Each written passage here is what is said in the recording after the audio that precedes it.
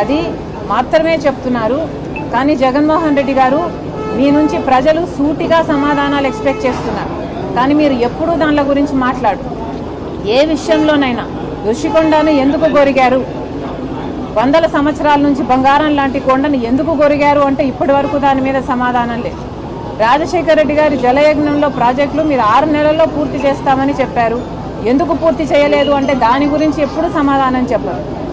ఏ విషయమైనా సూటిగా సమాధానం చెప్పరు. అసలు వివేకానంద రెడ్డి గారి హత్య కేసులో అంత రక్తపు మడుగులు అంత నరికి అక్కడ ఓ మనిషి పడుంటే సాక్షి దాన్ని హార్ట్ అటాక్గా ఎందుకు చెప్పిందో ఇప్పటి వరకు జగన్మోహన్ రెడ్డి గారు సమాధానం చెప్పరు. అలా సమాధానం చెప్పాల్సిన పాయింట్ని అవాయిడ్ చేసి చుట్టూతా మాట్లాడడం జగన్మోహన్ రెడ్డి గారికి అలవాటు. ఇప్పుడు మళ్ళీ చెప్తున్నాం, ఇప్పుడు సమాధానాలు కోరుకుంటున్న జనాలు రెండే విషయాల మీద మీరు సమాధానం చెప్పాల్సిన పాయింట్లు.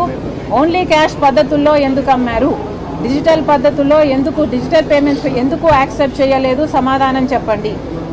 ట్రస్టెడ్ లిక్కర్ బ్రాండ్స్ని కాదని లో గ్రేడ్ లిక్కర్ బ్రాండ్స్కి ఎందుకు మీరు అనుమతి ఇచ్చారో జగన్మోహన్ రెడ్డి గారు సమాధానాలు చెప్పాలి.